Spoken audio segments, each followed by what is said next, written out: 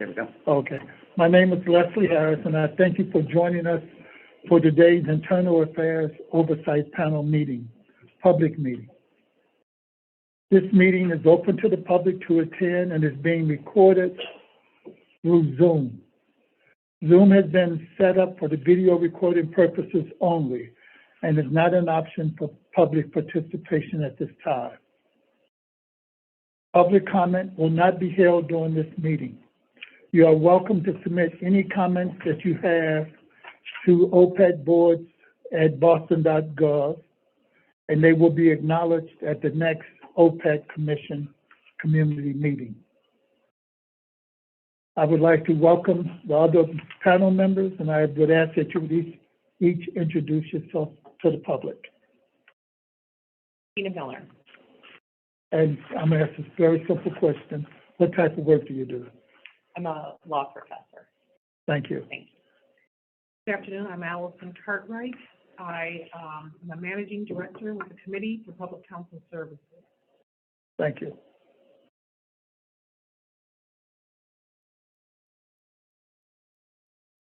So the next thing on our agenda is a review of the minutes from June 16th. Are there any corrections or additions to the minutes?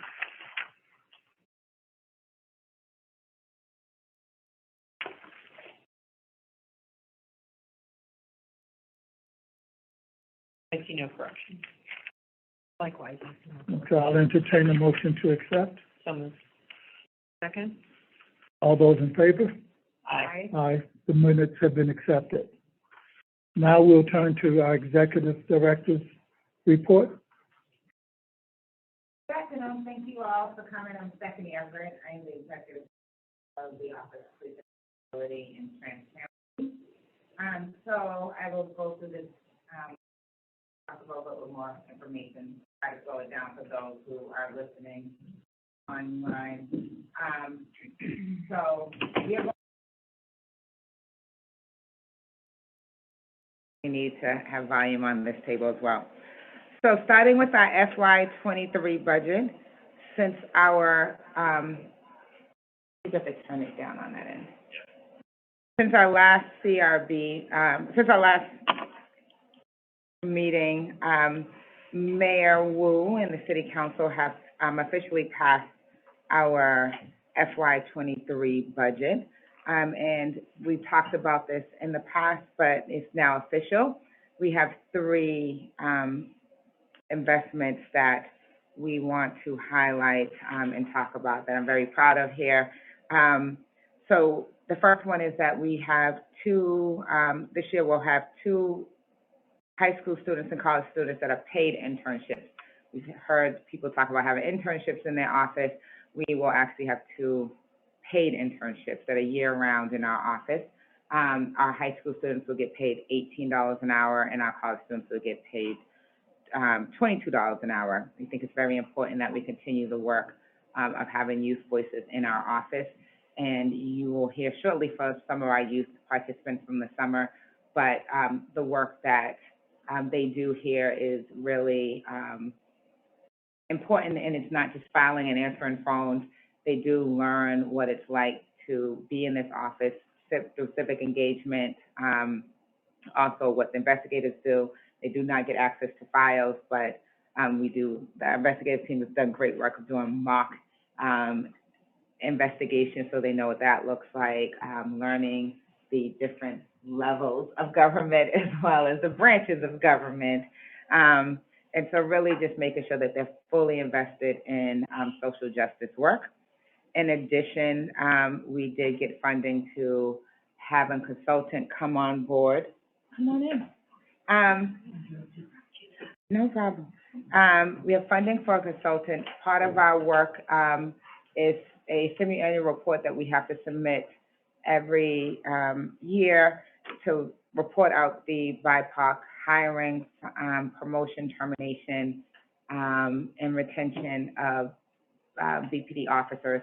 In doing that work last December, what we determined is that it's great to have numbers, but it's better if we know how this works and how we can improve upon that. So we are looking forward to having a consultant working with the Office of Equity, Human Rights Commission, and BPD to really evaluate how we can improve BIPOC numbers in all aspects of BPD, not just in offices, but the entire workforce at BPD, for the hiring, retention, and promotion.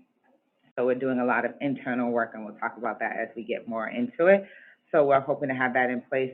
And then we have a new position that we are going to be hiring for here, if you know anyone, for a community mediator. So the community mediator, one of the things that we could do in the ordinance, and not just going to the Civilian Review Board or to IAOP, is having someone who may come in for a complaint that doesn't fully meet going to the CRB, or may meet, but they just need to have a conversation with a police officer. Again, so moving towards the whole trust and getting to know our community police, getting to have better relationships with our community. Having a community mediator is going to be paramount to that relationship building. So we are going to have that position come in. So we're hoping to have all of these things implemented starting next month. As you know, we have a new police commissioner, Michael Cox, who was sworn in a couple of days ago. My deputy commissioner, director and I were proud to witness that on Monday. There's been a lot of talks about having a commissioner since I started last year. So now we have a commissioner who's in place. So Michael Cox, for those who don't know, he served on the Boston Police Force for 30 years, and in the last 3 years has been the chief of police in Ann Arbor, Michigan. And when he was here, he served as a bureau chief and a superintendent for the Bureau of Professional Development, just some of the things that he's done when he was here. So we're looking forward to working with Commissioner Cox as we really start trying to get a lot of the work that we need to get done. As the boards have now been put together, we're having these board meetings, we really need to start getting the show going on some of the ordinance work and the task force recommendations that, even though they are not ordinance, they are still things that we are all committed to for our community and for our city to move us forward, including the discipline matrix and some of the reforms that I talked about. So as you all may have seen, if you've been in our office before today or for this summer, we this summer have been participating in the Youth Engagement Employment Summer Youth Program. So we have 2 youth that are here. So starting in June, we welcome 2 of our youth. They can start coming on up. And so they've been helping to really build some foundational work for us as we start to lay down the foundation for our Youth Advisory Council, something I've been talking about for a long time. We really want to keep the engagement of our youth. We had the marches in 2020, and trying to come up with how do we say this, you know, we're not in the streets anymore, but our feet are still moving. The work that you all are doing is really keeping our feet moving. So throughout the summer, we've had people come in to talk to a lot of our youth. So they've been doing a lot of work here, so working on the board structures, again, the investigative procedures, working with our regulatory team, we all had to take hard tests about how much we know ourselves on the civic world, and really just engage in them and welcome them in part of our world. So I wanted to introduce both of them to you and let them tell you a little bit about what they're learning. It's good for adults to talk, but as I said, I want them to have the table themselves. So we have Xavier Knight. He is from Dorchester, and he is a rising junior at Madison Park right down the street. And then we have Viviana Wallace, who's from West Roxbury, and she's a rising senior at Boston Latin School. Oh, come on. Why are you all acting shy? You all are not shy. My name is Xavier. I go to Madison Park. I'm going to grade. And a couple of things I learned at OPAT was how to write a professional email and how to build my resume. And I learned about city councilors and districts.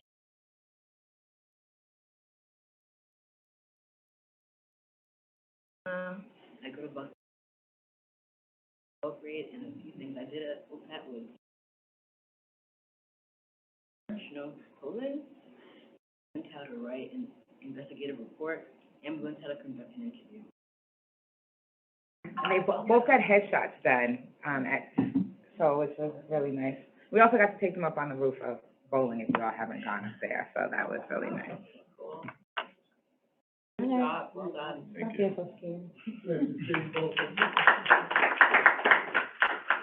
That's our future, and they've been really, really good. So we also have, so we should have the YAC program up this fall as well, the Youth Advisory Council, and our mission statement. So next week, next Friday, I don't know if we finalized everything yet, but if you haven't yet, you should receive an email just inviting you to come in, because it's their last week. They go there so long, but they're leaving us to go back to school. I guess we have to give them back to BPS. But we're gonna just do a send-off, and they'll give you a draft of what the mission statement will be. So it'll be great for you all to hear what your younger counterparts will be working on as the fall begins. So moving on to our annual report, to do semi-annual report. Now our annual report, we submitted that on August 4th. It's inside of your package. Please take that with you today. Some of the highlights that we had to do, we want to talk about. So the report has to go to the mayor, the Boston Police Department, and the City Council. So that was submitted on August 4th. It's also available for public viewing on our website.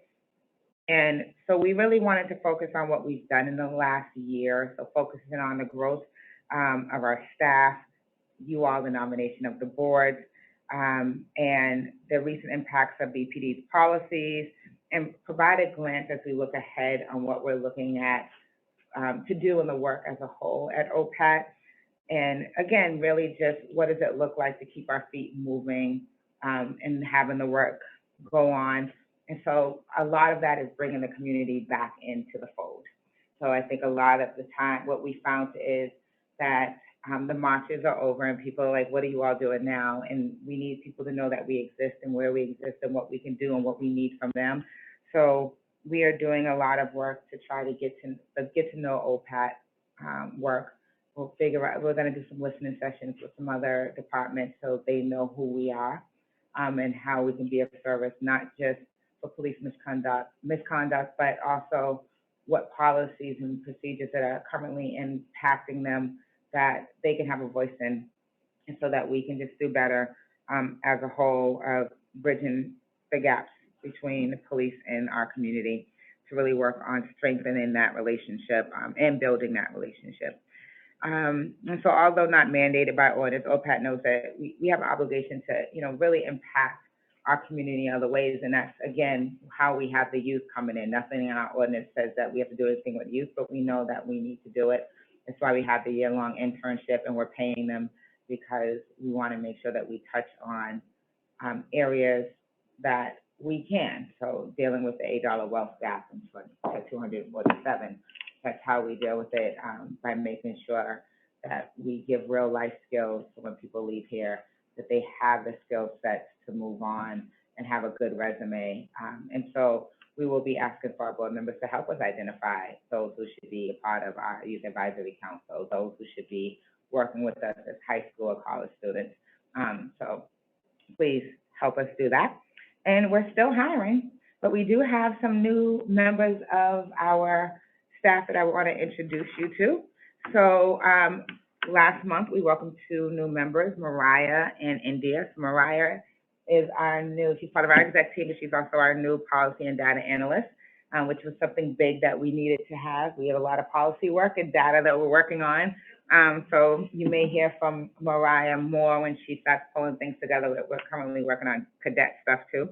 And then India is our newest intake specialist, so part of John's team with the investigators and intake workers, where we're really doing a lot more work, and she's been, such a great help and joy to have. So we, again, are going to have a community mediator and some more interns, hopefully starting this fall. And because we believe in being good community partners, when you walked in, you saw that we are also giving out COVID home test kits now. So we're a distributor of that, since we're right in the center of the city in Nubian Square. Thank you. Thank you, Director Everett. Does the board members have any questions? probably need to turn the volume up. Oh, okay. Do any of the board members have questions for the director? No. Okay, I want to welcome Jesse Sema. Senwa. Would you introduce yourself? Just your name and what kind of work you do. Yes, okay. I'm Jassy Senwa. I am the Director of Housing Services for Transition House. It's one of the oldest domestic violence agency in the country in Massachusetts. And I oversee housing continuum, emergency shelters, and permanent supported housing for survivors of domestic violence. Thank you. Okay, now we move to other business. Okay, does anyone have any additional business or outstanding questions to ask? Okay, then we will be moving now to executive session. This will be our first executive session meeting, so we will take guidance from the executive director as to how that goes. Okay, so for executive session, because we will be discussing matters relating to this officer, to go into executive session.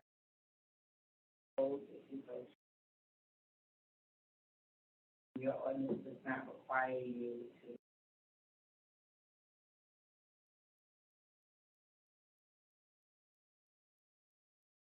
close out the public meeting now. To close out the public meeting, as, and then that closes. And that way you can go. So you can keep the meeting going while you're in it, and then come out of executive session. Really.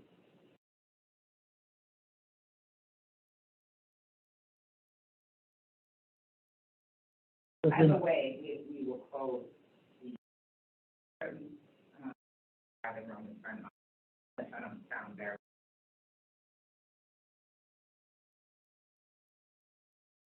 That you'll be talking about, and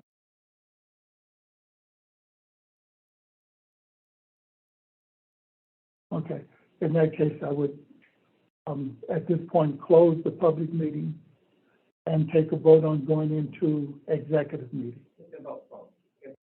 Yes. So let's do the vote to close the public meeting first. All those in favor of closing the public meeting? Aye.